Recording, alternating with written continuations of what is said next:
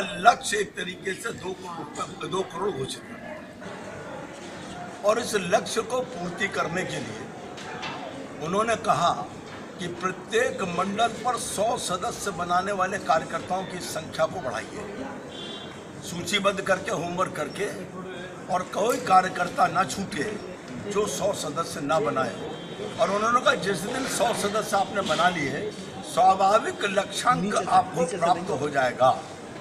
वही परिस्थिति है 2000 मंडलों में यदि हमने 100 सदस्य बनाने वाले 60 लोग भी खड़े कर लिए तो 6000 सदस्य एक मंडल में 2000 1 करोड़ 20 लाख सदस्य बनेंगे। 31 में आज हमें 2 करोड़ 51 लाख सदस्य बनेंगे।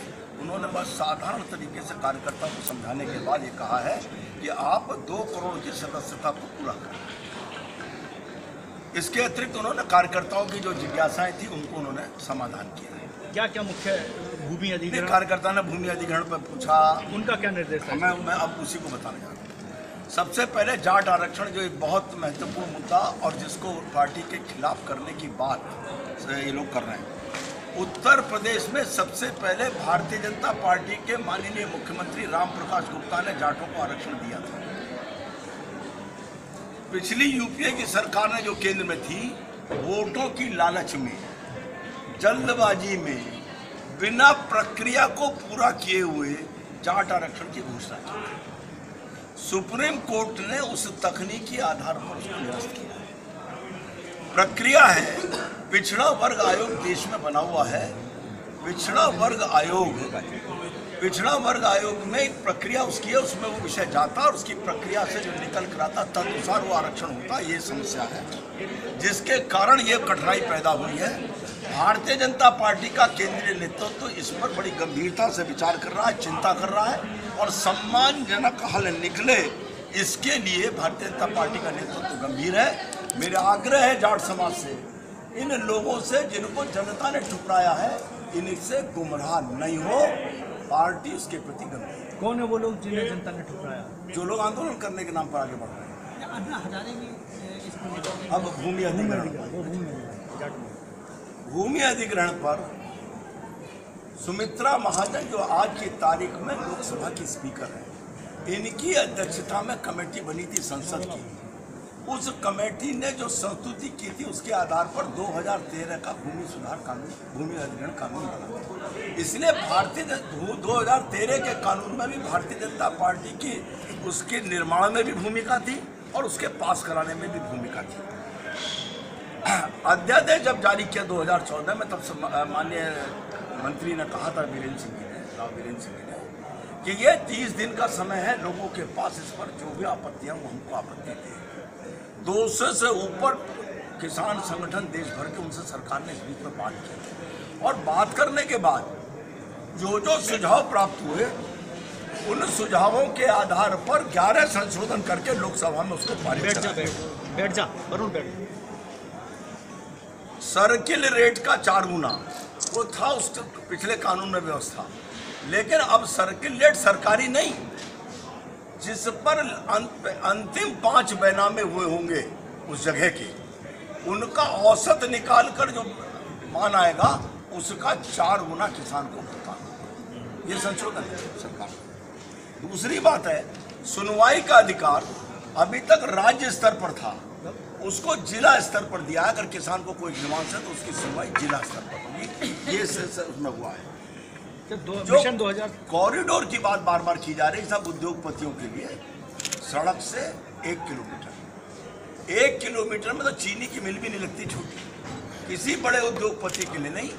गांव पर आधारित उद्योग गांव में ही लगेंगे, गांव के लोगों को रोजगार मिलेगा, जिसकी जमीन ली जाएगी और उस जमीन पर काम करने वाले जो खेतिहर मजदूर होंगे, जो भूमिहीन है, उन सबके परिवार के एक व्यक्ति को नौकरी देने का प्रावधान किया गया है।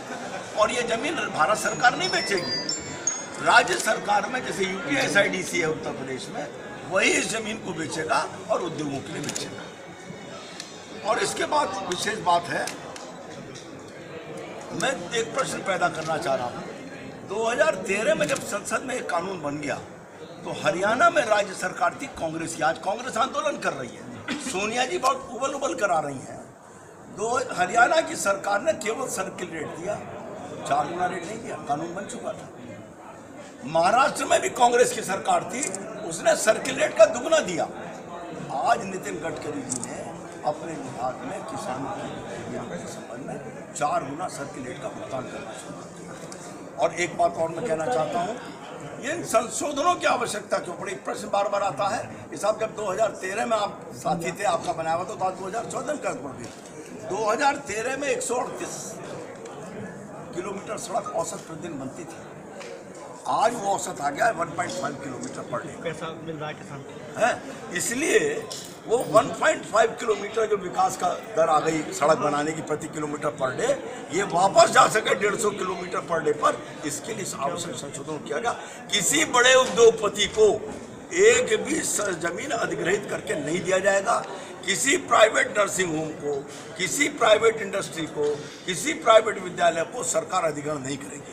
एक महत्वपूर्ण तथ्य जो शायद अभी आप लोगों की जानकारी में नहीं होगा, जिस दिन से देश में भूमि अधिग्रहण कानून बना है 2013 तक 0.37% जमीन का अधिग्रहण हुआ है। टोटल लैंड का जो देश भर की है उसका 0.37, अब वो भी नहीं होगा, क्योंकि जिन लोगों के लिए अधिग्रहण है वो नहीं होगा। सीधे जिसको लेना वो किसान से लेगा।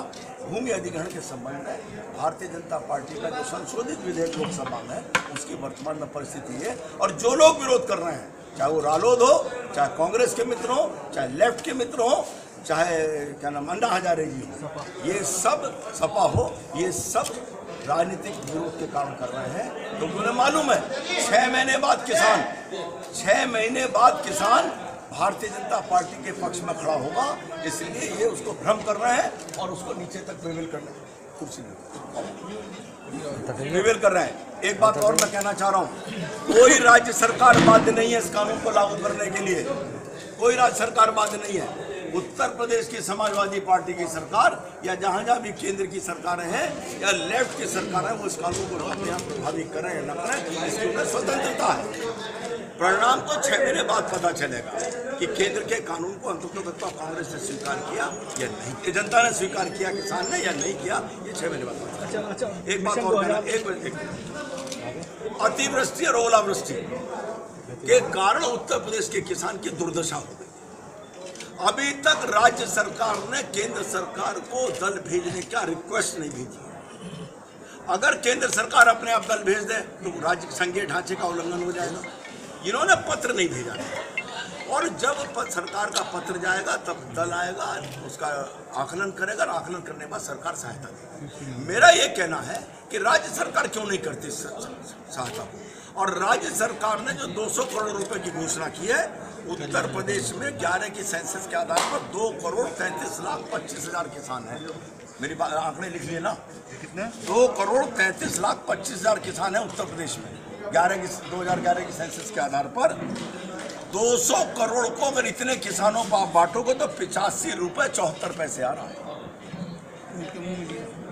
आजमगढ़ तो प्रदेश सरकार ने भेज दिया। सुन तो लीजिए मेरी बात, 85.74 पैसे। और अगर छोटा किसान जो 3 एकड़ वाला माना जाता है, 17,58,753 है। छोटा किसान 3 एकड़ वाला 17,58,753 है।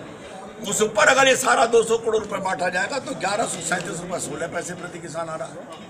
और अगर सीमांत किसान जो मार्जिनल किसान कहलाता है 2 एकड़ वाला, वो है 71,70,855, तो ये 278 रुपये 90 पैसे।